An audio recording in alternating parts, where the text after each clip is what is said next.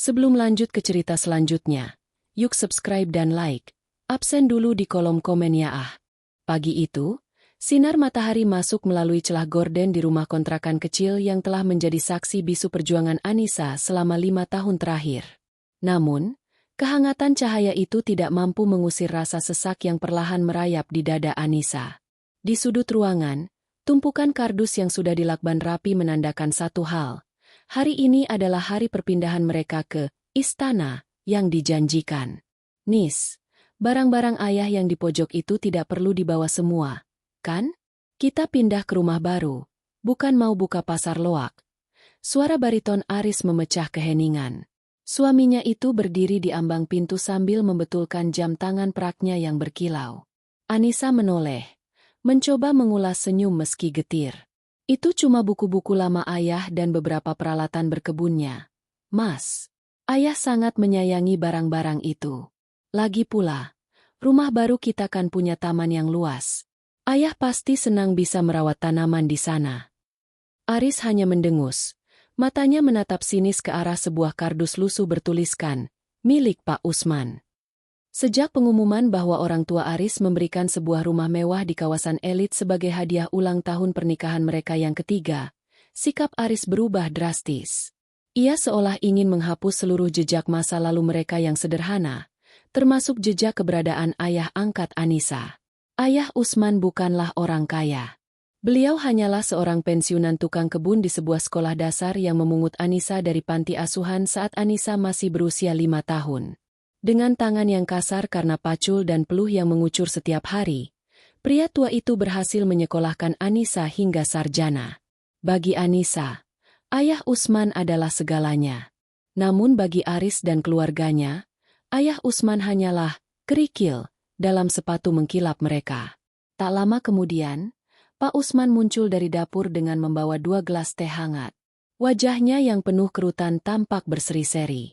Diminum dulu, Aris. Ini teh melati kesukaanmu. Biar semangat pindahannya. Ucapnya lembut. Aris bahkan tidak menoleh. Ia sibuk memeriksa ponselnya. Taruh saja di sana. Pak, saya buru-buru. Truk pengangkut barang sebentar lagi sampai. Anissa mendekati ayahnya, mengambil gelas teh itu dan menggenggam tangan pria tua itu. Tangan itu terasa dingin dan sedikit gemetar. Ayah sudah siap? Kamar ayah di rumah baru nanti sangat luas. Ada jendela besar yang menghadap langsung ke arah matahari terbit. Bisik Anissa menyemangati. Pak Usman tersenyum. Namun ada kilat keraguan di matanya yang mulai merabun. Apa tidak apa-apa ayah ikut? Nis? Ayah merasa. Mungkin ayah lebih baik tinggal di sini saja atau mencari kontrakan kecil di dekat sini. Ayah tidak terbiasa dengan lingkungan orang-orang hebat. Jangan bicara begitu. Yah, Anissa tidak akan pindah kalau ayah tidak ikut. Anissa sudah janji akan merawat ayah sampai kapanpun, tegas Anissa. Sesaat kemudian, sebuah sedan mewah berwarna hitam berhenti di depan kontrakan, disusul oleh truk besar. Dari dalam sedan, turunlah Ibu Siska, mertua Anissa. Wanita itu melangkah dengan anggun, namun ekspresi wajahnya seolah-olah ia sedang melewati tumpukan sampah. Ia menutup hidungnya dengan sapu tangan sutra. Astaga, Aris, kenapa lama sekali? Ibu sudah menunggu di lokasi. Kompleks klaster Diamond itu punya aturan ketat. Truk barang tidak boleh lewat dari jam 10 pagi. Keluh Ibu Siska tanpa menyapa Anissa ataupun Pak Usman. Ini, Bu, Anissa masih sibuk mengurusi barang-barang ayahnya. Jawab Aris dengan nada yang sengaja ditekankan pada kata terakhir. Ibu Siska melirik ke arah Pak Usman yang berdiri mematung di samping Anissa. Tatapannya dingin, meremehkan kemeja batik usang yang dikenakan pria tua itu. Rumah baru itu adalah karya arsitek ternama. Interiornya minimalis modern. Saya harap tidak ada barang-barang antik yang merusak pemandangan di sana nanti, sindir Ibu Siska tajam. Anissa merasakan tangannya mengepal. Ia ingin membalas. Namun Pak Usman menyentuh pundaknya, memberi isyarat agar ia bersabar. Proses pengangkutan barang dimulai. Setiap kali petugas angkut mengangkat kardus milik Pak Usman, Aris akan memberikan instruksi untuk menaruhnya di bagian paling belakang truk, seolah-olah ingin menyembunyikannya. Anissa merasakan firasat buruk. Rumah megah yang akan mereka tempati tiba-tiba terasa seperti sebuah kotak es yang besar dan dingin di bayangannya. Ayo berangkat. Perintah Aris setelah semua barang masuk. Anissa, kamu ikut mobil ibu. Biar Pak Usman naik truk barang saja di depan bersama sopir. Atau kalau mau, dia bisa naik ojek nanti. Mas, ayah sudah tua. Tidak mungkin naik truk atau ojek sejauh itu. Protes Anissa. Sudahlah, Nis. Mobil ibu sempit karena banyak tas belanjaan. Mobilku juga penuh dengan berkas kantor. Jangan manja. Potong Aris dingin. Akhirnya, dengan hati yang tersayat, Anissa melihat ayahnya dengan susah payah memanjat kabin truk pengangkut barang. Pria yang telah menggendongnya saat ia sakit, pria yang tidak pernah membiarkannya kelaparan, kini diperlakukan layaknya beban tambahan yang tidak diinginkan. Sepanjang perjalanan menuju kompleks elit, Ibu Siska terus bercerita tentang betapa terpandangnya keluarga mereka sekarang. Tentang kolega bisnis Aris yang akan terkesan dengan rumah baru itu. Anissa hanya diam, menatap keluar jendela, ke arah truk yang mengikuti mereka dari kejauhan. Di dalam hatinya, ia berjanji bahwa sesampainya di sana, ia akan memastikan ayahnya mendapatkan tempat terbaik.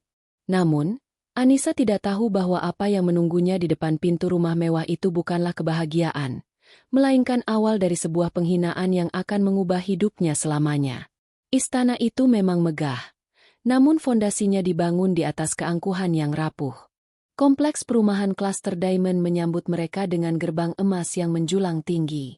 Jalanannya mulus tanpa cacat, diapit oleh deretan pohon palem yang tertata simetris.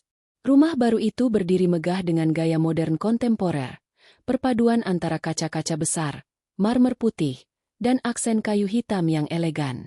Namun bagi Anissa, kemegahan itu tampak seperti monster yang siap menelan kebahagiaannya. Truk pengangkut barang berhenti di depan pagar otomatis. Pak Usman turun dari kabin truk dengan gerakan perlahan. Tubuh tuanya tampak kaku setelah perjalanan 1 jam duduk di kursi sempit. Ia berdiri di depan gerbang, menatap rumah itu dengan rasa takjub sekaligus cemas. Ia merapikan kemeja batiknya yang sedikit kusut, mencoba terlihat pantas di lingkungan sehebat ini. Turunkan semua barang di depan garasi dulu, teriak Aris pada para petugas angkut. Ia turun dari mobilnya dengan langkah angkuh. Anissa segera menghampiri ayahnya. Ayah tidak apa-apa? Pegal ya kakinya? Tanyanya lembut sambil memijat bahu pria tua itu. Ayah tidak apa-apa, Nis. Wah, rumahnya besar sekali ya. Seperti istana di TV. Jawab Pak Usman dengan senyum tulus yang selalu berhasil menenangkan hati Anissa. Namun, senyum itu tidak bertahan lama. Saat para petugas mulai menurunkan kardus-kardus milik Pak Usman, kardus yang sedikit penyok, diikat dengan tali rafia, dan berisi barang-barang sederhana seperti cangkul kecil, pot tanah liat tua, dan tumpukan buku kusam, wajah Aris berubah merah padam. Beberapa tetangga yang sedang berjalan sore di trotoar tampak melirik ke arah tumpukan barang kumal itu dengan dahi berkerut. Berhenti! Jangan bawa masuk barang-barang sampah itu. Aris membentak. Suaranya menggelegar di lingkungan yang sunyi itu. Para petugas angkut terdiam. Anissa terperanjat. Mas, itu barang-barang ayah. Mau ditaruh di gudang belakang atau di kamar ayah langsung saja kalau kamu tidak mau lihat. Ibu Siska melangkah keluar dari dalam rumah, memakai kacamata hitamnya meski matahari mulai meredup. Aris benar. Anissa, lihat itu. Tetangga-tetangga kita ini orang-orang kelas atas. Ada direktur bank, ada pengusaha ekspor. Apa kata mereka kalau melihat tumpukan barang rongsokan di depan rumah kita? Itu merusak estetika. Tapi ini hanya barang-barang berkebun, Bu. Ayah hanya ingin menyalurkan hobinya di taman belakang. Bela Anissa dengan suara gemetar. Aris berjalan mendekat. Langkahnya mengintimidasi. Ia menatap Pak Usman dari ujung kepala hingga ujung kaki dengan tatapan penuh kejijikan. Nis, aku sudah cukup sabar selama ini. Aku membiarkan dia tinggal di kontrakan kita karena memang tempatnya di sana. Tapi di sini, di rumah yang dibelikan ibuku dengan harga miliaran, tidak akan. Maksud kamu apa, Mas? Jantung Anissa berdegup kencang. Maksudku jelas. Ayahmu tidak akan tinggal di sini. Dia tidak cocok sama keluarga kita. Dia cuma tukang kebun. Nis, kamu lihat penampilannya? Kamu lihat barang-barangnya? Dia akan merusak citraku di depan kolega-kolegaku. Bentak Aris tepat di depan wajah Anissa. Air mata Anissa tumpah seketika. Mas, kamu sadar apa yang kamu katakan? Ayah yang merawatku. Tanpa dia, aku tidak akan pernah sarjana dan bertemu kamu. Dia orang tuaku. Orang tua angkat. Bukan orang tua kandung. Aris kembali membentak. Kali ini lebih keras hingga Pak Usman tersentak mundur. Dia itu hanya orang asing yang kebetulan memungutmu. Dan sekarang, dia jadi beban buat karirku. Bayangkan kalau bosku datang ke sini dan melihat ada orang tua lusuh yang hobinya pegang pacul di halaman depan. Mau ditaruh di mana mukaku? Pak Usman tertunduk dalam. Tangannya yang gemetar menyentuh salah satu kardusnya yang terbuka, memperlihatkan sebuah album foto lama yang sampulnya sudah mengelupas. Itu adalah album foto masa kecil Anissa. Aris, tolong. Suara Pak Usman lirih. Hampir tidak terdengar. Bapak tidak akan keluar rumah kalau ada tamu. Bapak bisa tinggal di kamar belakang yang paling kecil. Bapak janji tidak akan memalukanmu. Diam kamu, tua bangka. Aris menunjuk hidung Pak Usman dengan jarinya yang memakai cincin emas. Kamu itu pengganggu. Kamu gak selevel sama kita. Keluarga kami ini keluarga terhormat, bukan penampung tunawisma. Pergi sekarang juga dari sini. Ibu Siska melipat tangannya di dada, tersenyum sinis. Dengar itu, Pak Usman. Sebaiknya Anda tahu diri. Anissa sekarang sudah jadi nyonya di rumah ini. Dia harus menjaga martabat suaminya. Keberadaan Anda hanya akan menjadi noda di kain putih. Anissa merasa dunia seakan runtuh. Ia memeluk ayahnya dengan erat. Tangisnya pecah menjadi isak yang memilukan. Tidak, Yah. Ayah jangan pergi. Kalau ayah pergi, Anissa ikut. Aris tertawa sinis. Tawa yang terdengar sangat asing dan kejam di telinga Anissa. Oh, silahkan. Pergi saja kalau kamu mau hidup melarat lagi. Tapi ingat, semua fasilitas ini, mobil yang kamu pakai, baju-baju mahalmu, semuanya milik keluargaku. Kalau kamu keluar dari pintu gerbang itu bersama laki-laki tua ini, jangan harap bisa kembali lagi. Suasana menjadi sangat tegang. Para petugas angkut hanya bisa menunduk. Tak berani ikut campur. Anissa menatap suaminya dengan tatapan tidak percaya. Pria yang dulu berjanji akan menjaganya dan menghormati ayahnya, kini telah berubah menjadi sosok yang begitu asing karena silau oleh harta. Pak Usman perlahan melepaskan pelukan Anissa. Ia mengusap air mata di pipi putri angkatnya itu dengan ibu jarinya yang kasar. Anehnya, meski baru saja dihina sedemikian rupa, mata Pak Usman tetap tenang. Tidak ada kemarahan di sana, hanya ada kesedihan yang mendalam untuk putrinya. Sudah, Nis jangan menangis. Ucap Pak Usman tenang. Aris benar. Mungkin ayah memang tidak cocok di sini. Rumah ini terlalu berkilau untuk ayah yang terbiasa dengan tanah. Tapi, Yah. Dengarkan ayah. Pak Usman memegang kedua bahu Anissa. Jadilah istri yang baik. Ayah akan pulang ke kampung saja, mengurus rumah kecil kita yang lama. Ayah akan lebih tenang di sana. Pak Usman kemudian menatap Aris. Tatapannya tiba-tiba menjadi sangat tajam. Sebuah tatapan yang belum pernah Anissa lihat sebelumnya. Tatapan itu bukan milik seorang tukang kebun, melainkan milik seseorang yang memiliki wibawa besar yang terpendam. Aris, kata Pak Usman dengan suara rendah namun tegas. Harta bisa membuat orang lupa daratan. Tapi ingatlah, rumah yang dibangun di atas kesombongan tidak akan pernah memiliki pondasi yang kuat. Malam ini, nikmatilah istanamu. Aris hanya mencibir. Cukup khutbahnya. Sopir truk, bawa lagi barang-barang tua ini keluar dari sini. Jangan tinggalkan satu sampah pun. Anissa hanya bisa merosot ke lantai marmer teras rumah baru itu. Menangis meraung-raung saat melihat ayahnya kembali naik ke kabin truk yang berbalik arah. Truk itu perlahan menghilang di balik gerbang emas klaster Diamond, membawa pergi satu-satunya orang yang mencintai Anissa dengan tulus. Malam itu, Anissa mengurung diri di kamar. Ia tidak mau menyentuh makanan mewah yang dipesan Ibu Siska untuk merayakan kesuksesan mereka. Di luar, suara tawa Aris dan ibunya terdengar meriah saat mereka menyambut beberapa kerabat jauh yang datang berkunjung.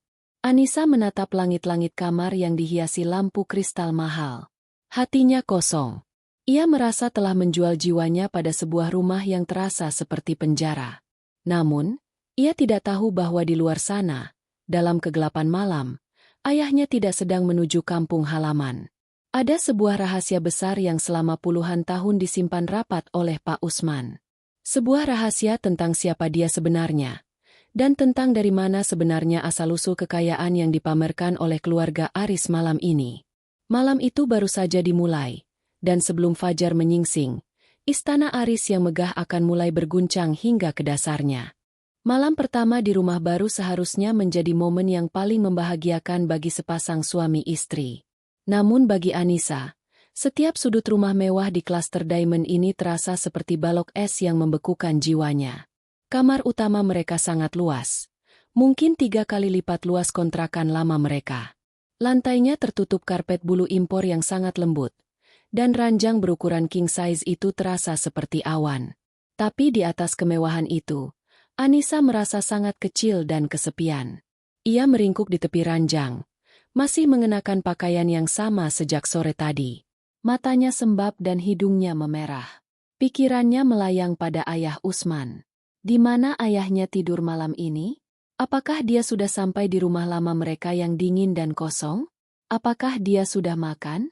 Bayangan ayahnya yang bersusah payah naik ke kabin truk pengangkut barang terus menghantui Anis, seperti sembilu yang menyayat hati tanpa henti.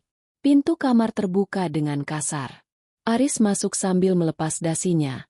Wajahnya tampak segar dan penuh kemenangan. Ia tidak menunjukkan sedikitpun rasa bersalah setelah membentak dan mengusir mertuanya sendiri. "Nis, kamu ini kenapa sih? Masih saja mogok makan." Aris melemparkan jasnya ke atas kursi desainer di sudut kamar. "Ibu sudah capek-capek pesan makanan catering mahal dari hotel. Kamu malah mengurung diri. Tidak enak dilihat saudara-saudara yang tadi mampir." Anissa duduk perlahan, menatap suaminya dengan tatapan kosong. "Kamu punya hati tidak, Mas? Yang kamu usir itu ayahku. Orang yang menjagaku sejak kecil. Kamu memperlakukannya lebih buruk daripada seorang pengemis." Aris menghela napas panjang, tampak terganggu. "Aduh, kita bahas ini lagi? Nis, tolonglah dewasa sedikit. Kita sudah di level yang berbeda sekarang. Kamu lihat rumah ini? Kamu lihat lingkungan ini? Aku ini calon direktur operasional di perusahaanku. Aku butuh citra yang bersih. Membawa orang tua lusuh seperti dia ke sini cuma akan jadi bahan gosip." "Citra?" Anissa tertawa getir. "Jadi selama ini kamu menikahiku hanya untuk citra? Kamu mendekati keluargaku yang sederhana hanya untuk terlihat sebagai pria baik-baik. Lalu setelah kamu sukses, kamu buang kami seperti sampah?" "Jangan dramatis," bentak Aris. "Aku kerja keras buat kamu juga. Biar kamu bisa tidur di kasur empuk, bukan di kasur lantai yang bau apek itu. Sudah, jangan bahas si tua itu lagi. Dia sudah pergi, dan itu yang terbaik buat semua orang." Aris masuk ke kamar mandi tanpa menunggu jawaban Anissa. Suara gemericik air shower yang mewah terdengar, namun di telinga Anissa, suara itu terdengar seperti tangisan yang teredam. Keesokan paginya, suasana tidak membaik. Anissa turun ke lantai bawah dan mendapati Ibu Siska, mertuanya, sudah duduk di meja makan marmer sambil menyesap kopi. Di depannya tersedia berbagai hidangan sarapan yang berlebihan untuk mereka yang hanya bertiga. "Pagi, Anissa. Sini duduk." Sapa Ibu Siska dengan nada yang dibuat-buat ramah, namun matanya tetap dingin. "Gimana tidurnya? Nyenyak kan? Beda ya kalau tidurnya di rumah miliaran begini." Anissa duduk tanpa selera. "Pagi, Bu." "Oh ya, Anissa." Ibu Siska meletakkan cangkirnya. "Karena sekarang kita sudah tinggal di sini, Ibu harap kamu mulai mengubah gaya hidupmu. Jangan lagi pakai daster-daster murah itu di dalam rumah. Nanti kalau ada istri teman Aris datang mendadak, malu kita. Dan satu lagi, ibu sudah carikan asisten rumah tangga yang profesional. Jadi kamu tidak perlu lagi sok rajin masak atau menyapu seperti di kontrakan dulu. Tugasmu sekarang cuma satu, tampil cantik dan dampingi Aris. Saya lebih suka mengurus rumah sendiri, Bu. Itu rumah tangga kami. Jawab Anissa lirih. Ibu Siska tertawa meremehkan. Rumah tangga kalian? Sayang, rumah ini dibeli pakai uang keluarga kami. Aris sukses karena didikan ibu dan koneksi keluarga kami. Jadi, selama kamu tinggal di bawah atap ini, ikuti aturan ibu. Anissa terdiam. Kalimat, uang keluarga kami, terus berdenging di telinganya. Ada sesuatu yang mengganjal. Sepengetahuan Anissa, meskipun keluarga Aris tergolong mampu, mereka bukanlah keluarga konglomerat yang bisa membelikan rumah seharga 5 atau 6 miliar secara tunai di kawasan ini. Bisnis toko kain Ibu Siska di pasar besar memang ramai, tapi tidak semegah itu. Setelah Aris berangkat kerja dan Ibu Siska pergi ke salon, rumah besar itu menjadi sunyi senyap. Hanya ada suara penyedot debu dari art baru di lantai atas. Anissa berjalan berkeliling, merasa seperti tahanan di penjara emas. Ia masuk ruang kerja pribadi Aris, sebuah ruangan yang Aris larang keras untuk ia masuki. Kenapa ruang ini selalu dikunci? Gumam Anissa. Namun pagi ini, sepertinya Aris lupa mengunci pintunya karena terburu-buru. Rasa penasaran yang bercampur dengan rasa sakit hati mendorong Anissa untuk masuk. Ruangan itu sangat maskulin dengan aroma parfum mahal yang menyengat. Di atas meja jati besar, terdapat sebuah laptop dan tumpukan dokumen. Anissa mulai memeriksa beberapa map, mencari tahu dari mana sebenarnya kekayaan mendadak suaminya berasal. Ia menemukan sebuah map biru tua tanpa label. Di dalamnya terdapat surat perjanjian kontrak dan sertifikat rumah ini. Jantung Anissa berdegup kencang saat membaca baris demi baris dokumen tersebut. Atas nama Pak Usman. Anissa terkesiap, menutup mulutnya dengan tangan. Sertifikat kepemilikan rumah mewah ini tidak tertera atas nama Aris, bukan pula atas nama Ibu Siska. Di sana tertulis nama Usman Hadiwijaya. Tidak mungkin, bisik Anissa. Nama ayah memang Usman, tapi Hadiwijaya? Ayah tidak pernah menggunakan nama belakang itu. Anissa terus mencari lebih dalam. Ia menemukan beberapa slip setoran bank yang ditujukan ke rekening Aris dalam jumlah yang fantastis, ratusan juta setiap bulannya. Sumber dananya berasal dari sebuah perusahaan bernama Hadiwijaya Property Group. Pikiran Anissa berputar hebat. Jika rumah ini dibeli atas nama Usman, mengapa Aris berani mengusir ayah Usman? Dan mengapa Aris bersikap seolah-olah dialah pemilik segalanya? Apakah Aris mencuri identitas ayahnya? Atau ada sesuatu yang lebih besar yang tidak Anissa ketahui tentang pria tua yang telah merawatnya selama 20 tahun itu? Tiba-tiba, terdengar suara mobil memasuki halaman. Anissa buru-buru merapikan kembali dokumen tersebut dan keluar dari ruang kerja. Ia berdiri di lorong dengan napas memburu. Ibu Siska masuk dengan wajah berseri-seri, membawa beberapa tas belanja dari merek ternama. Anissa, kenapa wajahmu pucat begitu? Kamu tidak sedang merencanakan untuk kabur dan menemui laki-laki tua itu, kan? Anissa menatap mertuanya dengan pandangan yang sulit diartikan. Ia melihat perhiasan emas yang melingkar di leher dan tangan Ibu Siska. Semuanya tampak begitu palsu sekarang. Bu, suara Anissa terdengar bergetar. Apakah ibu benar-benar tahu dari mana Aris mendapatkan uang untuk membeli rumah ini? Wajah Ibu Siska berubah sekejap. Ada kilat ketakutan di matanya, meski hanya sepersekian detik sebelum kembali tertutup oleh keangkuhan. Tentu saja ibu tahu. Dari hasil kerja kerasnya. Tentu saja. Memangnya kenapa? Kamu mulai meragukan suamimu sendiri? Kamu seharusnya bersyukur. Anissa. Wanita dari latar belakang rendah sepertimu tidak seharusnya banyak tanya saat sudah hidup enak. Ibu Siska melenggang pergi menuju kamarnya, meninggalkan Anissa dalam keraguan yang semakin dalam. Malam itu, Anissa tidak bisa tidur. Ia menatap Aris yang tidur mendengkur di sampingnya. Pria ini, yang baru saja menghina ayah Usman sebagai tukang kebun yang tidak selevel, ternyata menyimpan rahasia besar di balik meja kerjanya. Anissa menyadari bahwa ia tidak benar-benar mengenal siapa suaminya, dan lebih mengejutkan lagi, ia menyadari bahwa ia mungkin tidak benar-benar mengenal siapa ayah Usman sebenarnya. Dinding-dinding rumah mewah itu seolah mulai berbisik, menceritakan sebuah kebohongan besar yang sedang ditutupi. Anissa tahu, ia harus mencari tahu kebenarannya. Namun ia tidak sadar bahwa kebenaran itu akan terungkap lebih cepat dari yang ia bayangkan, di sebuah acara yang seharusnya menjadi malam kejayaan bagi Aris. Rasa sesak di dada Anissa bukan lagi karena kesedihan, melainkan karena kecurigaan yang membakar. Setelah menemukan nama, Usman Hadiwijaya, di sertifikat itu, tidurnya tak pernah nyenyak. Setiap kali ia memejamkan mata, wajah teduh ayahnya muncul, bersanding dengan nama belakang, Hadiwijaya, yang terdengar begitu aristokrat dan berkuasa. Pagi ini, Aris berangkat lebih awal dengan alasan ada rapat mendadak dengan investor besar. Ibu Siska pun sudah menghilang sejak pukul 9 pagi. Katanya ada pertemuan rutin dengan geng sosialitanya di sebuah hotel bintang 5. Kesempatan ini tidak disia-siakan oleh Anissa.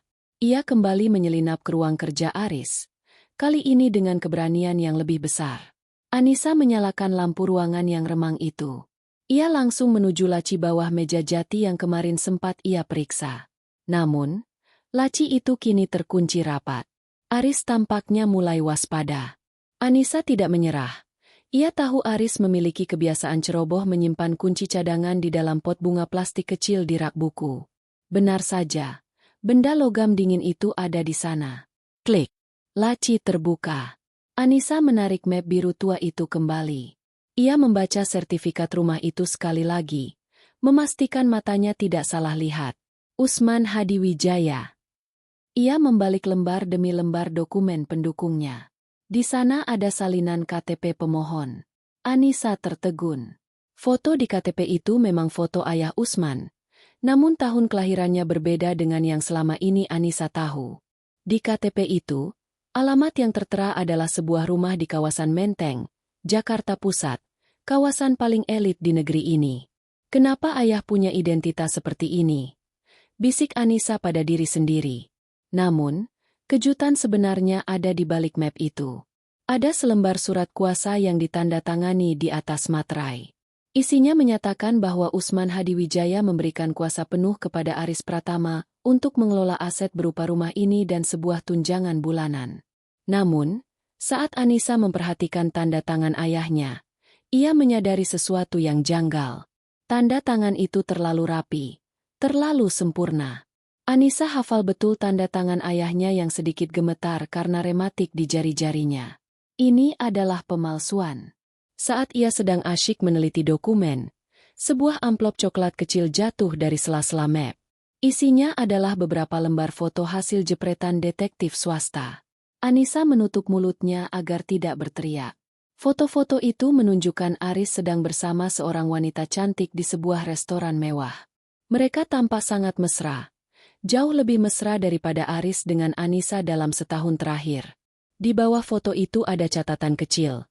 Permintaan Nyonya Siska, pastikan semua aset dialihkan sebelum gugatan cerai diajukan. Dunia Anissa serasa berputar. Jadi, ini rencananya? Aris dan ibunya berniat membuangnya setelah semua harta, curian, ini aman di tangan mereka? Dan mereka menggunakan nama ayahnya sebagai tameng atau alat untuk mendapatkan kekayaan ini? Apa yang kamu lakukan di sini? Sebuah bentakan keras membuat Anissa meloncat kaget hingga dokumen di tangannya berhamburan ke lantai. Aris berdiri di ambang pintu dengan wajah yang mengerikan. Matanya melotot. Napasnya memburu. Ia rupanya kembali karena tertinggal dokumen penting. Mas aku. Anissa gemetar. Mencoba mengumpulkan kertas-kertas itu. Aris melangkah lebar, menjambak lengan Anissa dan memaksanya berdiri. Siapa yang kasih kamu izin masuk ke sini? Kamu berani lancang menyentuh barang-barangku. Aku istrimu, Mas. Aku berhak tahu kenapa nama ayahku ada di sertifikat rumah ini. Dan siapa wanita di foto ini? Anissa berteriak balik. Keberaniannya muncul dari rasa sakit yang teramat dalam. Aris terdiam sejenak melihat foto-foto yang berantakan di lantai. Namun, bukannya merasa bersalah, ia justru tertawa, tawa yang dingin dan penuh kebencian. Ia melepaskan cengkeramannya dengan kasar hingga Anissa terjerembab ke kursi. "Oh, jadi kamu sudah tahu?" Aris merapikan kemejanya dengan tenang. "Dengar ya, Anissa. Ayahmu itu bukan siapa-siapa. Dia hanya orang tua pikun yang dulu pernah bekerja di keluarga besar Hadiwijaya sebagai pelayan setia. Nama itu, aku hanya meminjamnya untuk mempermudah urusan pajak dan pengalihan aset. Lagi pula, siapa yang akan percaya kalau tukang kebun tua itu punya rumah miliaran? Kamu memalsukan tanda tangannya, Mas. Kamu mencuri identitasnya." "Mencuri? Aku memberinya tumpangan hidup selama bertahun-tahun." Aris mendekat. Wajahnya hanya berjarak beberapa senti dari wajah Anissa.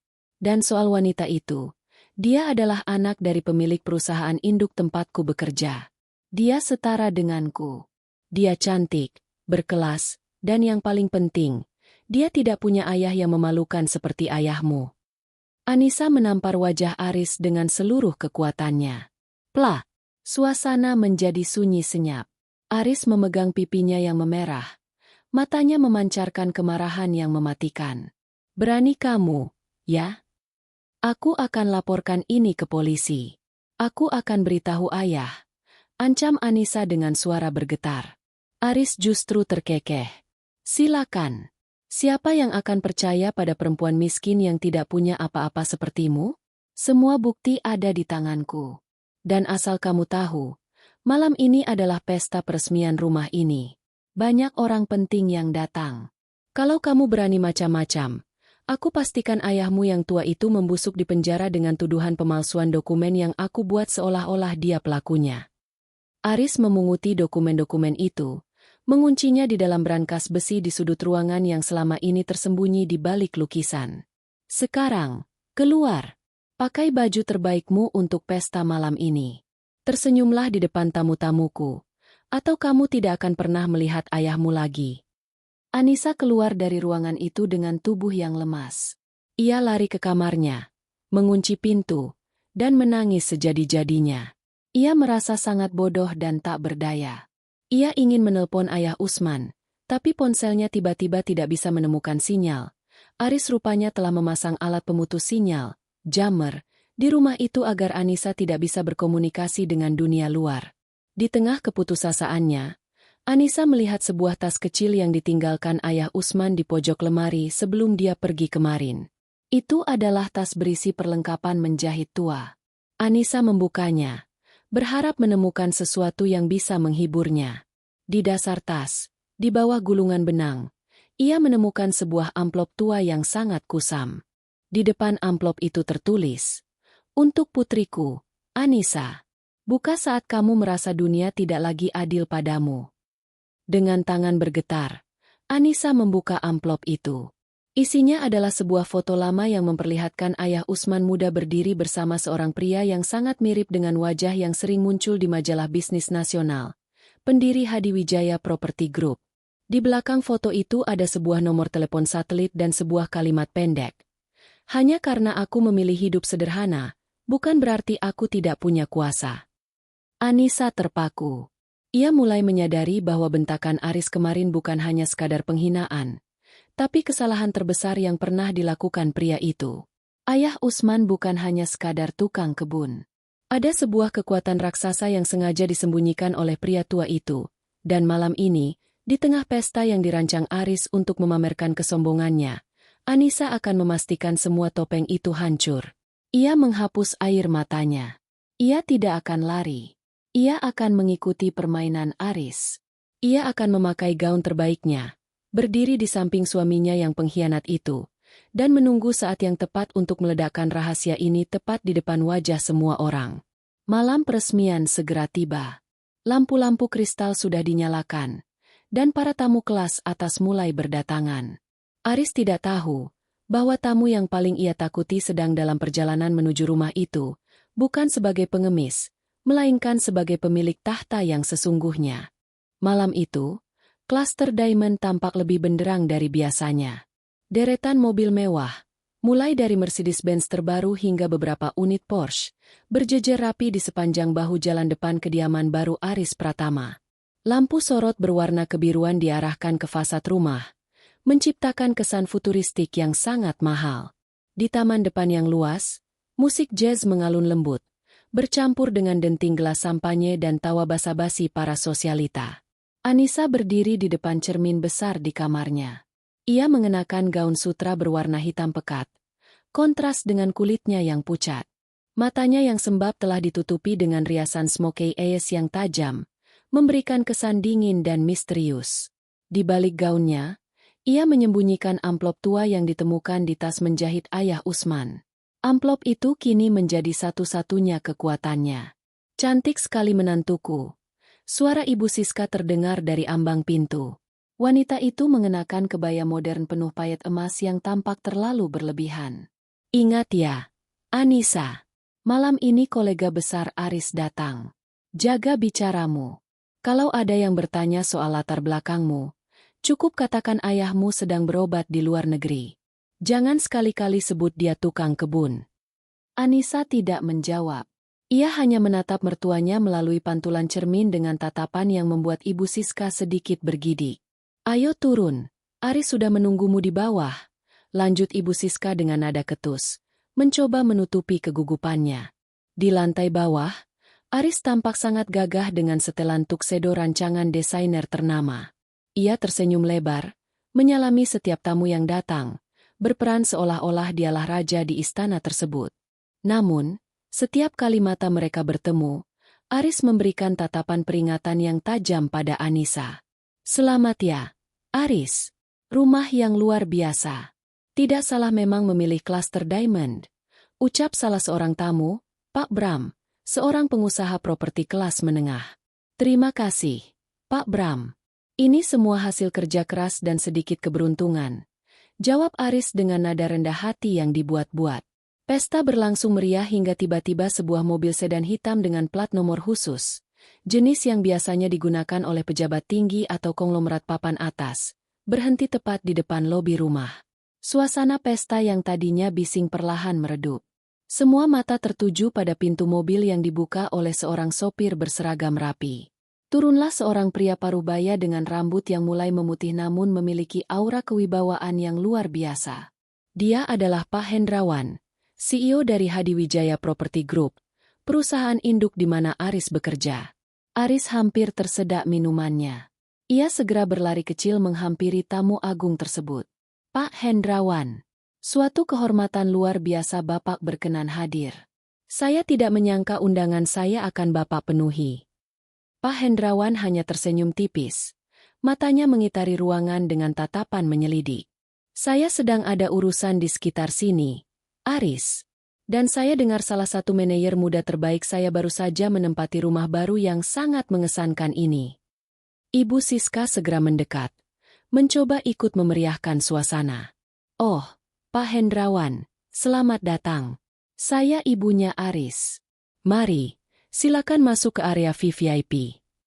Pak Hendrawan berjalan masuk, diikuti oleh dua orang asistennya yang membawa beberapa map.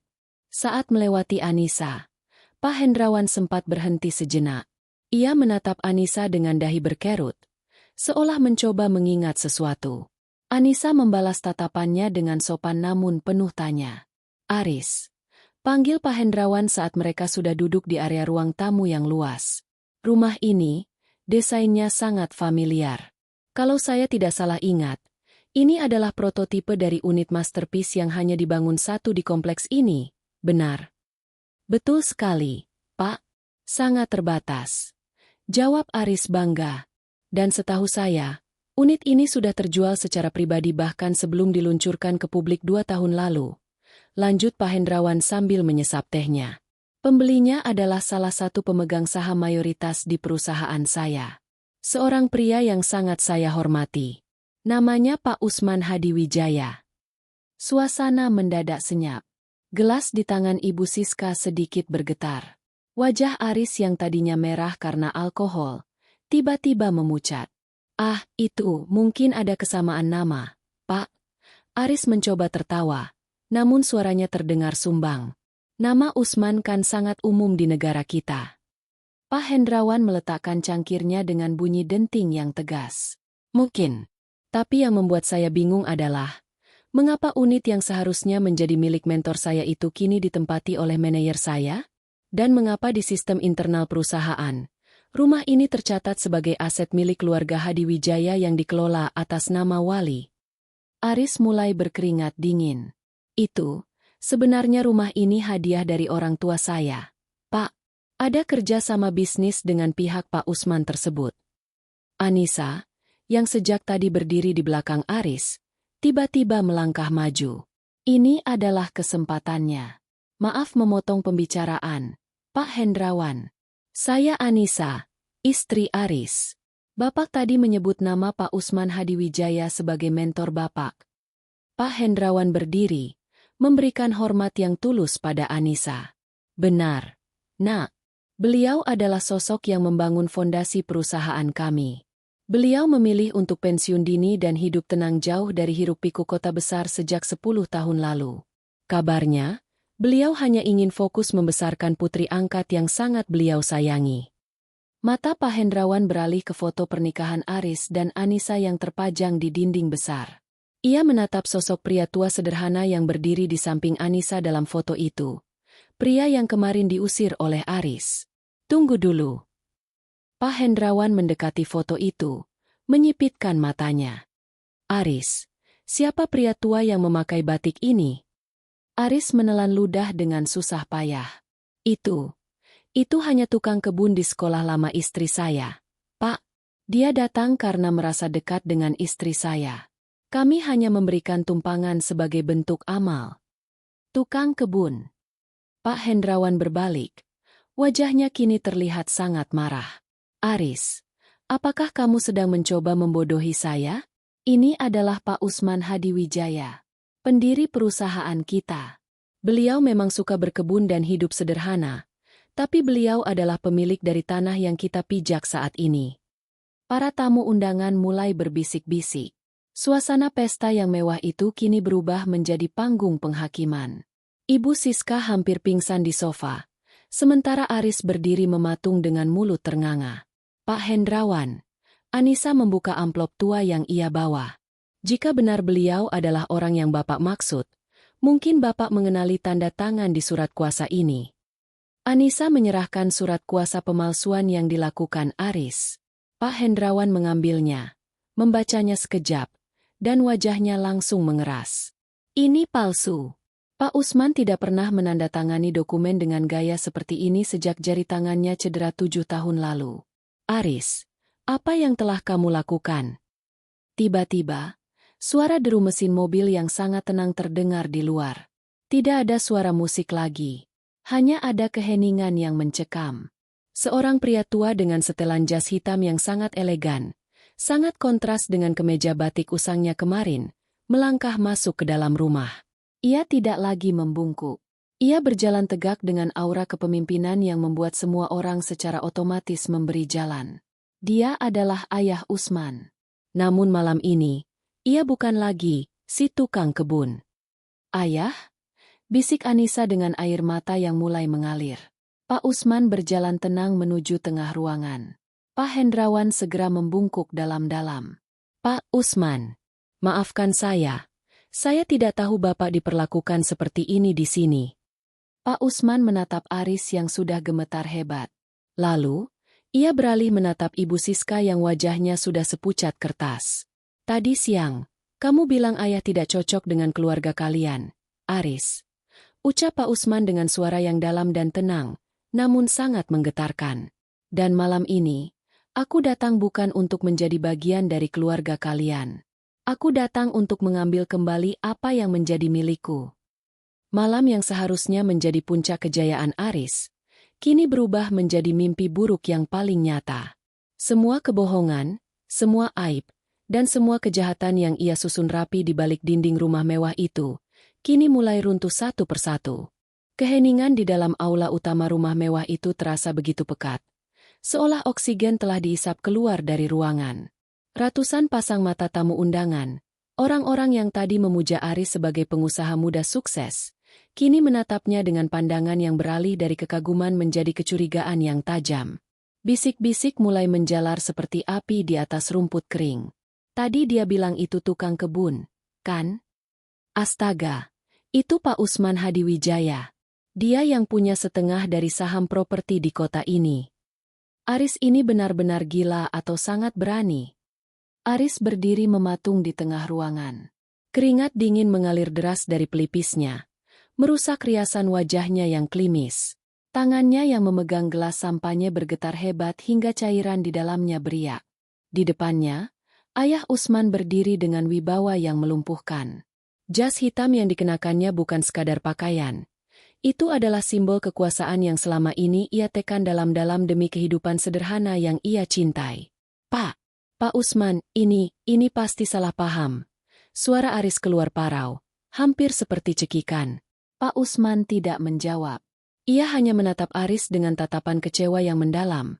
Jenis tatapan seorang ayah yang baru saja menyadari bahwa menantu yang ia percayai adalah seekor serigala berbulu domba. Pak Usman kemudian beralih ke arah Pak Hendrawan, CEO Hadiwijaya Property Group yang masih berdiri dengan sikap hormat. Hendrawan, panggil Pak Usman tenang. Terima kasih sudah menjaga perusahaan dengan baik selama aku bersembunyi di balik cangkul dan tanaman melatiku. Tapi sepertinya ada tikus-tikus kecil yang mulai melubangi kapal kita. Pak Hendrawan mengangguk tegas. Saya mohon maaf, Pak. Saya kecolongan. Saya pikir Aris adalah pemuda berbakat yang tulus mencintai putri Anda. Saya tidak menyangka dia menggunakan akses internal perusahaan untuk memanipulasi data kepemilikan aset ini. Ibu Siska, yang tadi tampak begitu perkasa dengan kebaya emasnya, kini mencoba merangkak bangun dari sofanya. Wajahnya yang penuh riasan tampak hancur karena ketakutan. Pak Usman, tolong jangan dengarkan mereka. Aris sangat menyayangi Anissa. Dia hanya ingin memberikan yang terbaik untuk Anissa, makanya dia sedikit meminjam nama Bapak agar prosesnya cepat. Meminjam nama. Anissa melangkah maju, suaranya lantang merobek udara. Dengan memalsukan tanda tangan? Dengan mengusir ayah di depan gerbang seperti sampah? Itukah cara kalian memberikan yang terbaik untukku? Anissa melemparkan map biru yang ia temukan di ruang kerja Aris ke atas meja marmer di tengah ruangan. Dokumen-dokumen itu berhamburan. Salah satu dokumen adalah laporan audit internal yang sengaja diselipkan oleh asisten Pak Hendrawan. Mas Aris bukan hanya memalsukan sertifikat rumah ini, Anissa melanjutkan. Matanya berkilat penuh amarah dan luka. Dia menggelapkan dana operasional kantor untuk membiayai gaya hidup mewah ibunya, perhiasan-perhiasan palsu itu, dan untuk wanita lain. Mendengar kata wanita lain, suasana pesta semakin memanas. Beberapa kolega bisnis Aris mulai menjauh, seolah Aris adalah wabah penyakit yang menular. Aris, yang merasa tersudut, tiba-tiba kehilangan kendali. Sifat aslinya yang kasar pecah keluar. Ia membanting gelas sampahnya ke lantai hingga hancur berkeping-keping. Cukup. Diam kamu. Anissa, kamu itu cuma anak panti asuhan yang beruntung aku nikahi. Dan kau, tua bangka. Aris menunjuk Pak Usman dengan telunjuknya yang gemetar.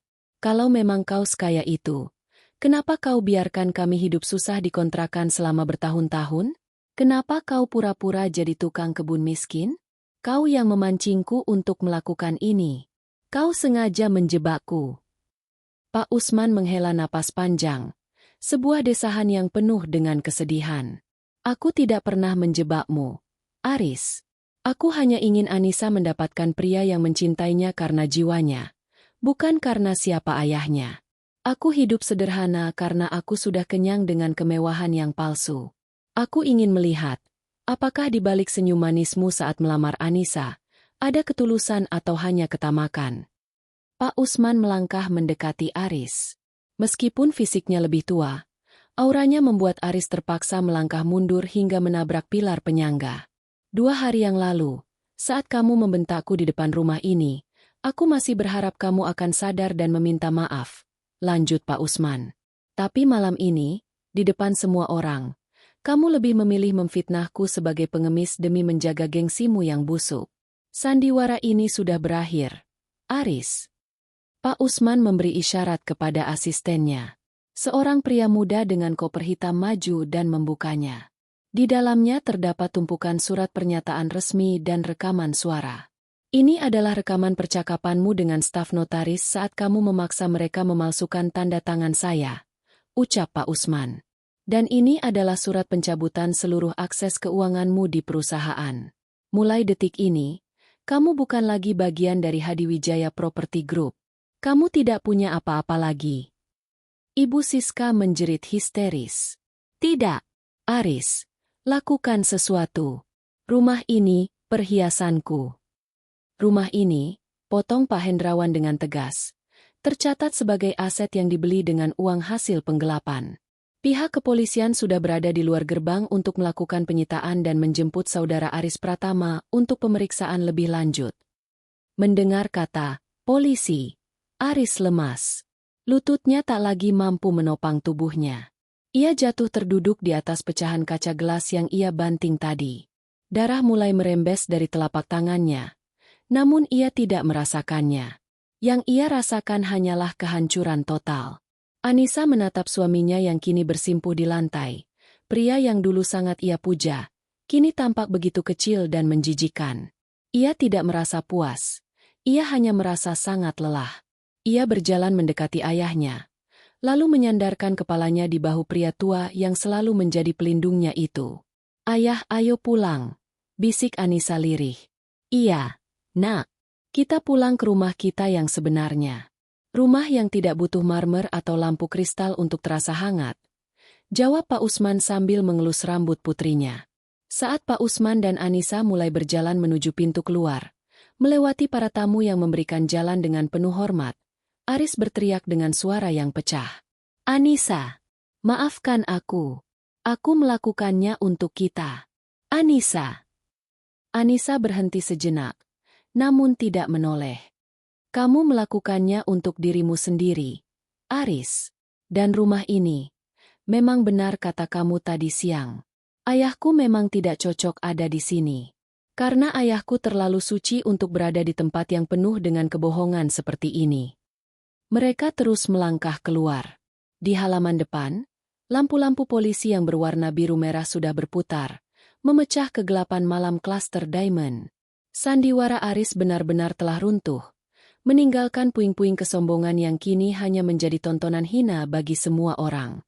Malam itu, gerbang klaster Diamond yang biasanya hanya dilewati oleh ketenangan, kini riuh oleh suara mesin dan kilatan lampu.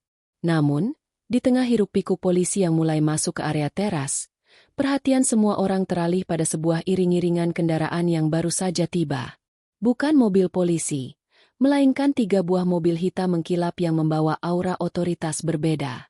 Dari mobil paling depan, turunlah beberapa pria tegap dengan setelan safari, protokol keamanan tingkat tinggi. Mereka segera membuat barisan, seolah sedang menunggu seseorang yang sangat penting. Aris, yang masih terduduk di lantai dengan tangan berdarah, menatap pintu mobil tengah yang perlahan terbuka. Ayah Usman melangkah keluar. Namun, dia bukan lagi pria yang memakai kemeja batik lusuh seperti saat diusir kemarin. Ia mengenakan setelan jas customade berwarna abu-abu arang yang sangat pas di tubuhnya. Rambutnya disisir rapi, dan kacamata berbingkai emas bertengger di hidungnya. Di belakangnya, seorang sekretaris muda membawa sebuah tas kulit mahal yang berisi dokumen-dokumen krusial. Anissa yang berdiri di dekat pintu masuk rumah, terpaku. Ia hampir tidak mengenali ayahnya. Pria yang selama ini ia lihat sibuk dengan pupuk kandang dan cacing tanah, kini tampak seperti penguasa yang baru saja turun dari singgasananya. Yah, bisik Anissa, suaranya tercekat di tenggorokan. Pak Usman berjalan melewati garis polisi yang dengan hormat membukakan jalan. Langkah kakinya terdengar mantap di atas lantai marmer, bergema di seluruh ruangan yang kini senyap. Ia berhenti tepat di depan Aris. Sekretaris Wijaya, panggil Pak Usman tanpa mengalihkan pandangan dari Aris. Siap, Pak. Pria muda di belakangnya maju. Berdasarkan audit kilat 1 jam yang lalu, Saudara Aris Pratama terbukti melakukan transfer ilegal dari rekening vendor sebesar 4,2 miliar rupiah. Dana tersebut digunakan untuk pelunasan rumah ini secara tunai atas nama Usman Hadiwijaya, dengan memalsukan dokumen identitas Anda, Pak. Sekretaris itu kemudian membuka sebuah map dan menunjukkannya kepada Pak Hendrawan serta pihak kepolisian yang ada di sana. Ini adalah rekaman CCTV dari bank saat saudara Aris membawa seorang pria tua lain yang dirias menyerupai Pak Usman untuk mengelabui petugas bank dalam proses verifikasi wajah. Aris membelalak. Ia tidak menyangka tindakannya sekecil itu pun sudah terendus. Itu ide ibu. Ibu yang bilang kita butuh aset atas nama orang lain supaya tidak kena pajak progresif. Teriak Aris sambil menunjuk ibunya yang kini pingsan, atau berpura-pura pingsan, di sofa. Pak Usman menggeleng pelan. Kesalahanmu bukan hanya mencuri, Aris. Kesalahan terbesarmu adalah meremehkan seseorang hanya dari apa yang ia kenakan. Kamu pikir dengan membentakku dan mengusirku, kamu bisa menghapus jejak kejahatanmu. Pak Usman beralih menatap para tamu undangan yang masih mematung. Hadirin sekalian, saya minta maaf atas kegaduhan ini. Nama saya Usman Hadiwijaya.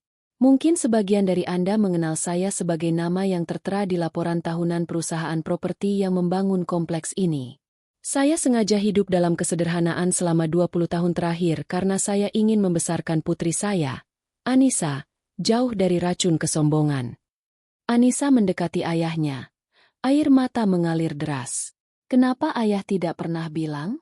Kenapa kita harus hidup susah di kontrakan kalau ayah punya semua ini? Pak Usman merangkul bahu Anissa dengan lembut. Karena ayah ingin kamu tahu bahwa nilai seorang manusia tidak ditentukan oleh seberapa besar rumahnya, tapi seberapa besar cintanya. Ayah ingin memastikan pria yang memilihmu adalah pria yang mencintaimu meski kita hanya makan dengan tempe dan sambal. Maafkan ayah.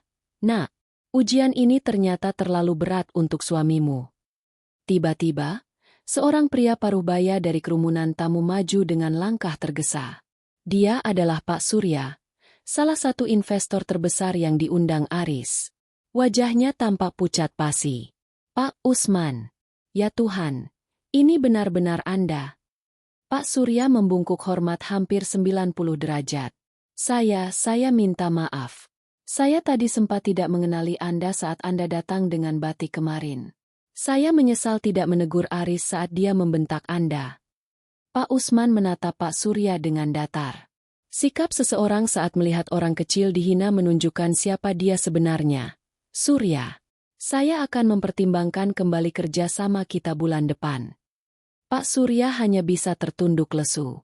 Karirnya terancam hancur hanya karena ia diam saat melihat ketidakadilan di depan matanya. Polisi kemudian melangkah maju dan memborgol tangan Aris.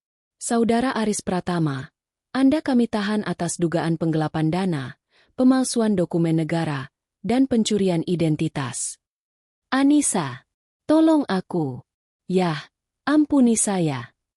Aris meronta, mencoba meraih ujung jas Pak Usman. Saya hilaf.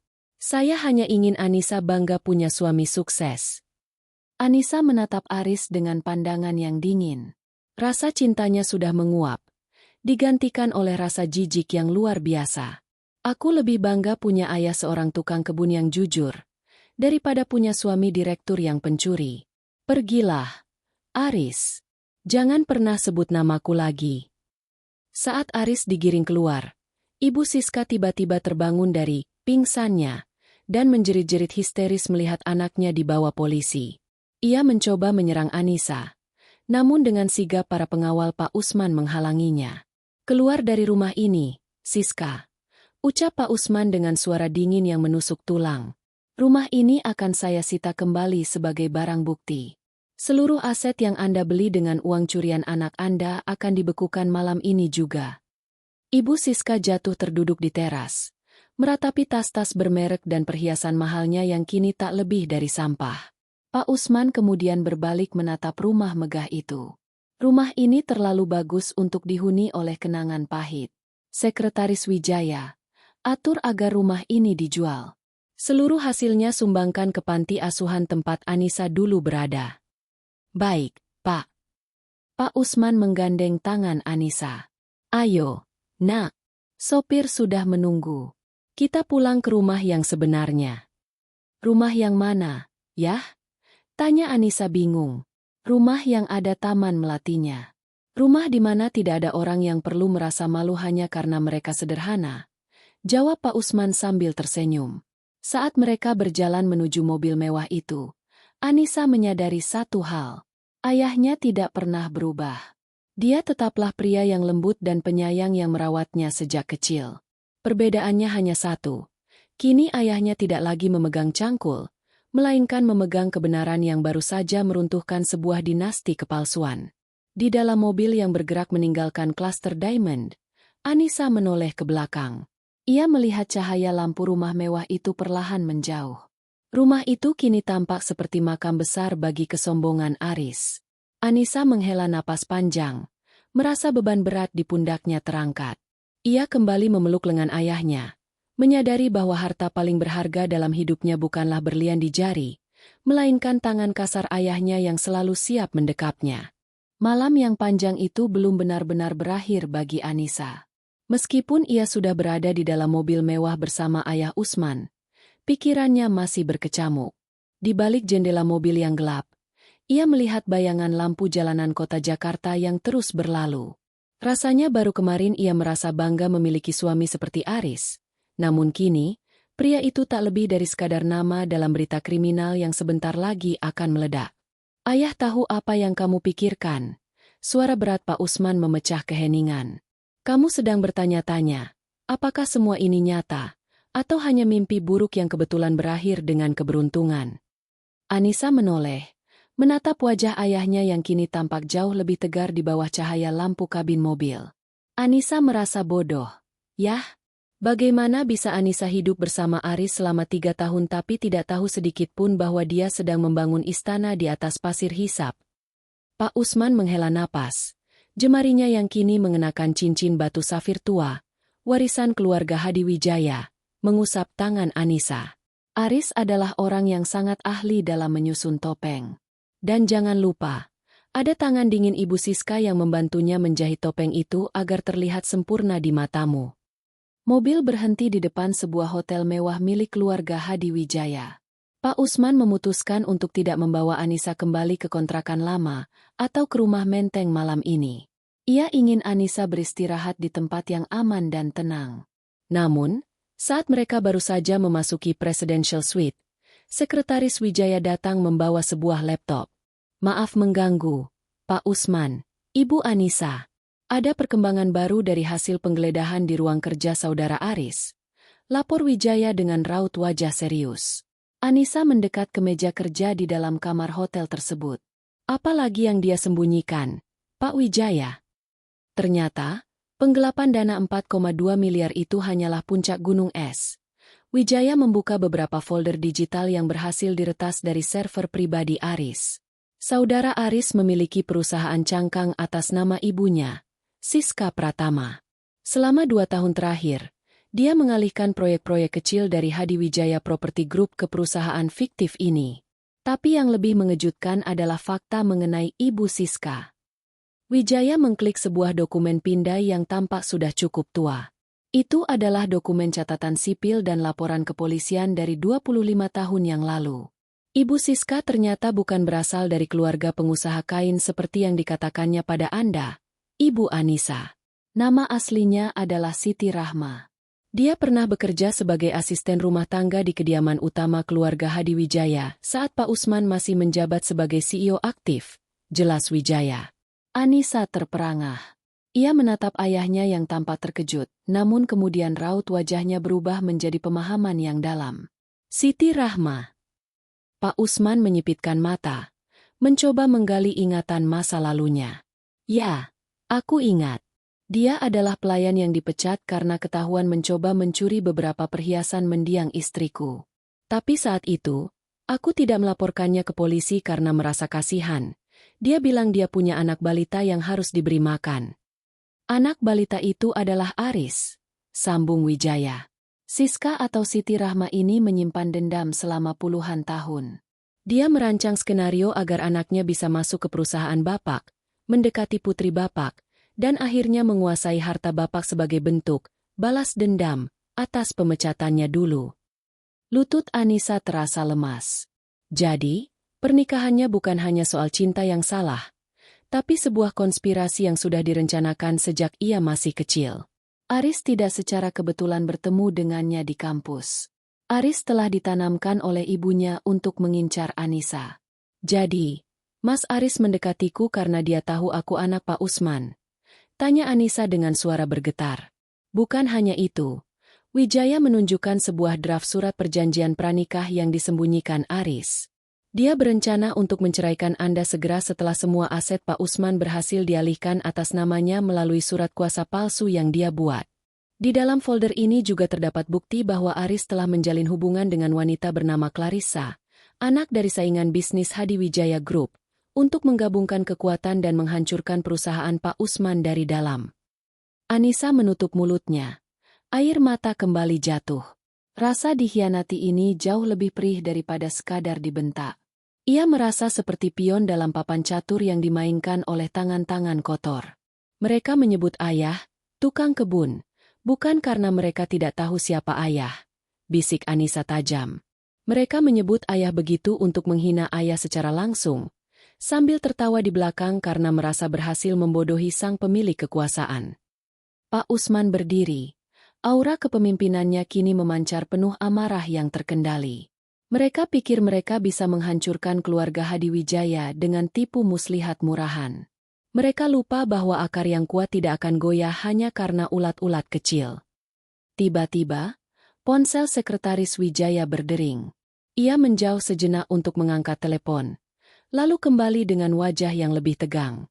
Pak, kepolisian baru saja melaporkan bahwa Ibu Siska mencoba melarikan diri ke luar negeri melalui jalur darat dengan membawa sisa perhiasan dan uang tunai yang dia sembunyikan.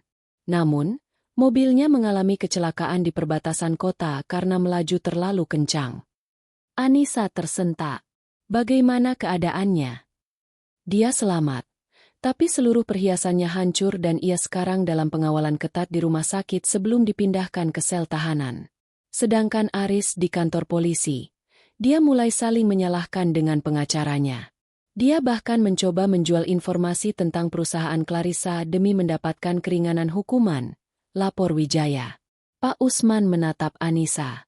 Lihatlah, nak, ketika fondasi hidup seseorang adalah kebohongan, maka saat badai datang, mereka akan saling memangsa satu sama lain untuk menyelamatkan diri sendiri. Itulah perbedaan mereka dengan kita. Anissa berjalan menuju jendela besar yang menghadap ke arah lampu-lampu kota. Ia melihat pantulan dirinya di kaca. Ia bukan lagi Anissa yang lemah, yang hanya bisa menangis saat ayahnya dihina. Pengetahuan tentang kebenaran ini telah memberinya kekuatan baru. Ayah, panggil Anissa tanpa menoleh. Ya, nak. Jangan beri mereka keringanan. Sedikit pun.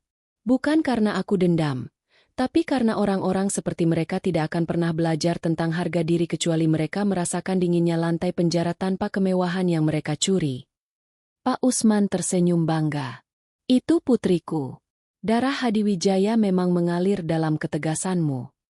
Malam itu, Anissa belajar bahwa cinta sejati memang tidak butuh tahta, tapi kebenaran butuh taring untuk melindungi mereka yang tulus. Di balik kemewahan kamar hotel itu, ia merasa jauh lebih tenang daripada saat berada di rumah baru di Cluster Diamond. Ia menyadari bahwa aib yang terbongkar malam ini bukan hanya menghancurkan Aris dan ibunya, tapi juga membersihkan hidupnya dari benalu yang selama ini mengisap kebahagiaannya. Keesokan harinya, berita tentang penangkapan manajer muda Hadi Wijaya Group atas kasus penggelapan raksasa menjadi headline di semua media nasional. Foto Aris yang mengenakan rompi tahanan berwarna oranye tersebar luas. Namun, di sudut berita lain, muncul sebuah foto seorang pria tua sederhana yang sedang menyiram bunga, dengan keterangan, sang pemilik tahta yang memilih rendah hati. Anissa menutup koran pagi itu. Ia menatap ayah Usman yang sedang menikmati tehnya dengan tenang. Yah, setelah ini apa? Tanya Anissa. Setelah ini, Pak Usman meletakkan cangkirnya. Kita akan pergi ke panti asuhan tempat ayah dulu menemukanmu. Ayah ingin merenovasi tempat itu dan memastikan tidak ada anak di sana yang merasa rendah diri hanya karena mereka tidak memiliki orang tua kaya. Kita akan ajarkan mereka bahwa kehormatan itu dicari, bukan dicuri. Anissa tersenyum. Perjalanan baru mereka baru saja dimulai, dan kali ini, tidak akan ada lagi bentakan yang menyayat hati, karena istana yang mereka bangun kini berdiri di atas fondasi kejujuran yang abadi. Dinding ruang kunjungan penjara itu berwarna abu-abu kusam, sangat kontras dengan marmer putih mengkilap di rumah klaster diamond yang mereka tempati hanya dalam hitungan jam. Bau pembersih lantai yang tajam menyengat hidung Anissa, namun ia tetap duduk tegak dengan dagu terangkat. Di sampingnya, Pak Usman mendampingi dengan wajah tenang, namun tatapannya sedalam samudera yang menyimpan badai. Sesaat kemudian, pintu besi terbuka dengan bunyi derit yang memilukan. Aris muncul dengan langkah gontai. Rambutnya yang biasanya tertata rapi dengan pomade mahal kini tampak acak-adakan. Rompi oranye yang ia kenakan terlihat kebesaran di tubuhnya yang tampak menyusut hanya dalam semalam. Di belakangnya, Ibu Siska mengikuti dengan wajah yang tak lagi bisa dikenali. Luka lecet akibat kecelakaan saat mencoba kabur menghiasi dahinya, dan tanpa riasan tebal, ia tampak seperti wanita tua yang rapuh dan penuh ketakutan. Aris terduduk di kursi seberang Anissa, dipisahkan oleh sekat kaca tebal. Ia mencoba meraih gagang telepon komunikasi dengan tangan yang gemetar. Anissa, Nis, kamu datang. Suara Aris terdengar pecah melalui lubang suara. Aku tahu kamu masih sayang padaku. Tolong, Nis, suruh Bapak cabut laporannya. Ini semua salah paham. Aku dijebak oleh staf keuanganku sendiri. Anissa tidak segera menjawab. Ia menatap pria di depannya, mencari sisa-sisa rasa cinta yang dulu pernah ada. Namun yang ia temukan hanyalah kekosongan. Masih sempat-sempatnya kamu berbohong, Aris? Bahkan setelah semua bukti digital dan rekaman suara itu ada di tangan polisi. Itu semua rekayasa, Nis. Pak Hendrawan pasti ingin menyingkirkanku karena aku terlalu berprestasi. Aris berteriak histeris hingga petugas penjara memberinya peringatan. Diam kamu, Aris. Suara Pak Usman menggelegar meski nadanya rendah. Pak Usman mengambil alih telepon. Hentikan sandiwara murahanmu. Aku datang ke sini bukan untuk mendengar rengekanmu, tapi untuk melihat sejauh mana harga diri yang kamu banggakan itu tersisa. Ibu Siska tiba-tiba merebut telepon dari tangan anaknya. Wajahnya yang tadinya memelas berubah menjadi penuh kebencian saat melihat Pak Usman. Puas kamu, Usman. Kamu menang sekarang. Kamu menjebak kami dengan pura-pura jadi orang miskin. Kalau saja kamu jujur dari awal bahwa kamu pemilik Hadiwijaya Group, anakku tidak akan perlu mencuri untuk membuat istrimu bahagia. Anissa mengambil kembali telepon itu. Matanya berkilat tajam. Jangan bawa-bawa namaku untuk membenarkan kejahatan kalian, Bu Siska. Atau haruskah aku panggil Siti Rahma? Mendengar nama aslinya disebut, Ibu Siska membeku. Wajahnya memucat seketika. Aku sudah tahu semuanya, lanjut Anissa. Tentang dendammu sejak dipecat 25 tahun lalu. Tentang bagaimana kamu mendidik Aris bukan untuk menjadi suami yang baik, tapi menjadi alat untuk merampok keluargaku. Kalian menyebut ayahku tidak selevel, padahal kalianlah yang bahkan tidak pantas menginjak bayangannya. Ibu Siska tertawa sumbang. Suara tawanya terdengar seperti gesekan amplas. Level? Ya, aku benci pria tua ini. Dia memecatku hanya karena hal kecil. Dia punya segalanya sementara aku harus berjuang di jalanan membesarkan Aris. Aku berjanji suatu saat nanti, anakku akan menduduki kursinya dan menendangnya keluar. Dan hampir saja kami berhasil, kalau saja kamu tidak sok tahu masuk ke ruang kerja Aris. Hal kecil. Pak Usman menyela tanpa menggunakan telepon. Suaranya cukup keras untuk menembus sekat. Kamu mencoba mencuri kalung mendiang istriku yang merupakan satu-satunya kenangan untuk putriku. Aku melepaskanmu tanpa polisi karena aku memikirkan nasib Aris yang masih kecil. Tapi ternyata, kebaikanku justru kamu jadikan pupuk untuk menanam benih iblis di hati anakmu. Aris mulai menangis terseduh-seduh, memukul-mukul kaca sekat. Ibu yang menyuruhku, Nis. Ibu yang bilang kalau aku tidak sukses dan kaya, kamu akan meninggalkanku. Ibu yang menyuruhku mendekati Clarissa untuk mencari tambahan modal. Aku tertekan. Nis. Cukup, Aris. Potong Anissa dengan suara dingin yang mematikan. Berhenti menyalahkan ibumu. Kamu sudah dewasa. Kamu punya pilihan untuk jujur. Tapi kamu memilih untuk membentak ayahku. Kamu memilih untuk memaki pria yang membiayai hidup kita selama ini lewat dana perusahaan yang kamu curi. Anissa mengeluarkan sebuah map kecil dari tasnya dan menempelkannya ke kaca agar Aris bisa melihat isinya. Itu adalah surat gugatan cerai dan pencabutan hak asuh, jika kelak mereka punya anak, serta dokumen pemutusan hubungan keluarga total. Aku sudah menandatanganinya pagi ini. Mulai hari ini, kita adalah orang asing. Dan untuk rumah mewah yang sangat kamu banggakan itu, hari ini sudah dikosongkan. Barang-barangmu dan ibumu sudah aku kirim ke rumah lama kalian di pinggiran kota yang kumuh. Sesuai dengan apa yang kamu katakan kemarin, kita harus tinggal di tempat yang cocok dengan keluarga kita. Anissa, jangan, Nis. Aku tidak punya siapa-siapa lagi. Raung Aris. Anissa berdiri, tidak sudi mendengar lebih lama. Ia menatap Ibu Siska yang kini hanya bisa terduduk lemas dengan mata kosong. Dendam yang dipupuk selama puluhan tahun itu akhirnya memakan dirinya sendiri. Ia ingin menghancurkan Pak Usman. Namun justru ia yang hancur berkeping-keping. Satu hal lagi, ucap Anissa sebelum meletakkan gagang telepon. Ayahku memang tukang kebun yang hebat. Dia tahu mana bunga yang harus dirawat. Dan mana benalu yang harus dicabut hingga ke akarnya agar tidak merusak seluruh taman. Dan hari ini, dia baru saja membersihkan hidupku dari kalian. Anissa berbalik, menggandeng lengan Pak Usman. Mereka berjalan meninggalkan ruang kunjungan tanpa menoleh lagi, meski suara teriakan Aris dan tangisan histeris Ibu Siska masih menggema di balik pintu besi yang tertutup rapat. Saat mereka keluar dari gedung penjara, sinar matahari pagi menyambut mereka. Udara terasa begitu segar, seolah-olah beban ribuan ton baru saja diangkat dari pundak Anissa. Kamu baik-baik saja, nak? Tanya Pak Usman khawatir. Anissa menarik napas panjang, tersenyum tulus untuk pertama kalinya sejak badai itu bermula. Anissa merasa sangat lega.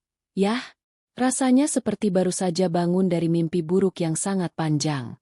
Sekarang Anissa sadar, istana yang sesungguhnya bukan terbuat dari marmer, tapi dari kejujuran.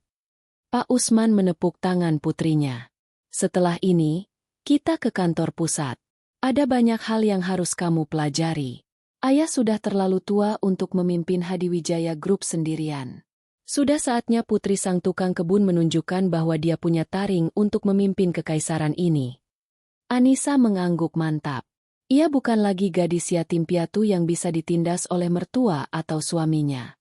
Ia adalah Anissa Hadiwijaya, dan ia akan memastikan bahwa di bawah kepemimpinannya, tidak akan ada lagi orang kecil yang dihina hanya karena penampilan mereka. Di dalam mobil yang melaju menuju pusat kota, Anissa melihat pantulan dirinya di cermin kecil. Matanya kini bersinar dengan keberanian baru. Topeng-topeng telah hancur, aib telah terbuka, dan dari puing-puing pengkhianatan itu, ia akan membangun masa depan yang jauh lebih megah daripada sekadar rumah di klaster Diamond. 1 tahun telah berlalu sejak malam yang menghancurkan sekaligus menyelamatkan hidup Anissa. Pagi ini, Jakarta tampak cerah dari lantai 50 Hadiwijaya Tower. Anissa berdiri di depan jendela kaca besar, mengenakan setelan blazer berwarna biru navy yang elegan. Tidak ada lagi keraguan di matanya. Di atas meja kerjanya yang luas, terdapat sebuah papan nama kristal bertuliskan, Anissa Hadiwijaya Chief Executive Officer. Pintu ruangannya diketuk perlahan. Sekretaris Wijaya masuk dengan membawa sebuah tablet. Selamat pagi, Bu Anissa. Jadwal hari ini adalah peresmian Taman Usman di Panti Asuhan Kasih Bunda. Kemudian dilanjutkan dengan rapat Dewan Direksi untuk ekspansi perumahan rakyat di Jawa Barat. Anissa tersenyum. Terima kasih, Pak Wijaya. Apakah ada kabar mengenai mereka? Wijaya terdiam sejenak sebelum menggeser layar tabletnya. Sidang putusan banding saudara Aris Pratama telah keluar kemarin sore. Hakim menolak bandingnya dan tetap menjatuhkan hukuman 12 tahun penjara karena penggelapan dalam jabatan dan pencucian uang. Sementara itu, Ibu Siti Rahma, atau Ibu Siska, mengalami depresi berat di penjara wanita. Kabarnya, ia sering berhalusinasi mengenakan perhiasan mewahnya dan berteriak-teriak memarahi sipir penjara seolah mereka adalah asisten rumah tangganya. Anissa menghela napas panjang. Tidak ada rasa dendam yang meledak-ledak. Hanya rasa syukur karena ia telah terlepas dari lingkaran setan tersebut. Biarlah itu menjadi pelajaran bagi siapapun yang membangun hidup di atas kepalsuan.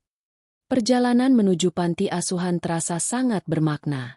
Di sampingnya duduk Ayah Usman, yang meski kini secara resmi kembali menjadi pemilik utama Hadiwijaya Group, tetap memilih mengenakan kemeja katun sederhana. Ia menolak menggunakan mobil Rolls-Royce perusahaan dan lebih memilih sedan hitam yang rendah hati. Anissa, panggil Ayah Usman lembut. Ayah bangga melihatmu sekarang. Kamu memimpin perusahaan bukan dengan tangan besi, tapi dengan hati yang pernah merasakan susahnya menjadi orang kecil. Semua karena didikan ayah, jawab Anissa tulus.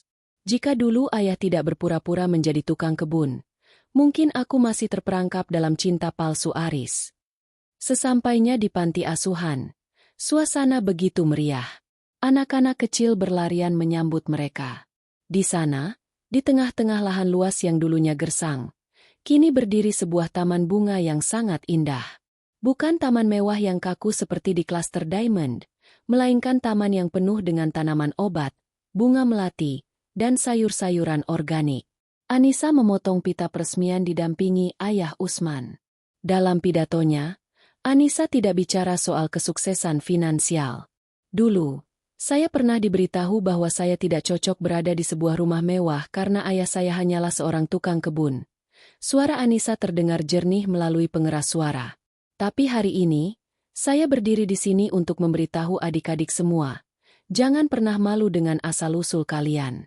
Kemewahan bisa dicuri, jabatan bisa hilang, tapi kejujuran dan kasih sayang adalah harta yang tidak bisa disita oleh polisi manapun. Jadilah orang yang berakar kuat seperti pohon, sehingga saat badai kesombongan datang, kalian tetap berdiri tegak. Setelah acara selesai, Anissa sempat duduk di sebuah bangku taman, menyendiri sejenak. Tiba-tiba, seorang pria berpakaian lusuh mendekati pagar panti asuhan yang tidak terlalu tinggi. Pria itu tampak kuyu, rambutnya jarang, dan ia membawa sebuah bungkusan plastik berisi botol-botol bekas. Anissa mengernyitkan dahi. Ia mengenali sosok itu. Mas Aris, bisiknya dalam hati. Namun segera ia sadar, Aris masih di penjara. Pria itu ternyata adalah adik sepupu Aris, yang dulu ikut menikmati uang curian Aris dan ikut menghina Ayah Usman saat pesta peresmian. Keluarga besar Aris kini hancur total karena seluruh aset mereka disita untuk mengganti kerugian perusahaan. Mereka yang dulu angkuh, kini harus merasakan dinginnya lantai jalanan. Pria itu menatap Anissa dari kejauhan dengan tatapan penuh penyesalan dan rasa malu. Ia tidak berani mendekat. Anissa tidak memanggilnya, juga tidak mengusirnya.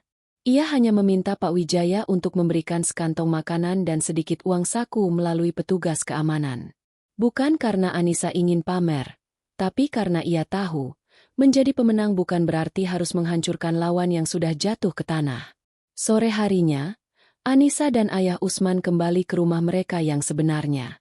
Bukan di klaster Diamond yang penuh kenangan pahit itu, melainkan sebuah rumah tua di pinggiran kota yang sudah direnovasi menjadi sangat nyaman. Di halaman belakang, Ayah Usman kembali ke habitatnya, berjongkok di tanah dengan sepatu bot karet, memegang cangkul kecil. Nis, sini, lihat, bunga mawar yang kamu bawa dari Belanda kemarin sudah mulai kuncup. Teriak Ayah Usman kegirangan. Anissa tertawa. Ia melepas sepatu hak tingginya dan ikut duduk di rumput. Ia memandangi tangannya yang kini tidak lagi mengenakan berlian pemberian Aris, melainkan sebuah gelang kayu sederhana pemberian seorang anak panti asuhan. Yah, kata Anissa sambil membantu mencabut rumput liar. Aku merasa lebih kaya sekarang daripada saat tinggal di istana itu. Ayah Usman tersenyum bijak. Itu karena istana yang sekarang ada di dalam hatimu, bukan di alamat rumahmu. Kisah, tukang kebun yang terbuang, telah menjadi legenda di kalangan pengusaha properti Jakarta. Aris Pratama kini hanya menjadi catatan kaki tentang kegagalan seorang pria yang menjual jiwanya demi status sosial. Sementara itu, Anissa Hadiwijaya terus tumbuh, membuktikan bahwa seorang anak yang dibesarkan dengan cinta dari seorang ayah yang tulus, akan selalu menemukan jalan pulang menuju kebahagiaan yang hakiki. Malam pun turun dengan tenang. Tidak ada lagi bentakan, tidak ada lagi air mata, tidak ada lagi rahasia yang menyesakkan dada. Di rumah sederhana itu, hanya ada suara tawa ayah dan anak, ditemani aroma melati yang mekar di bawah sinar rembulan, sebuah kemewahan yang tidak bisa dibeli dengan miliaran rupiah milik mertua manapun. Tamat.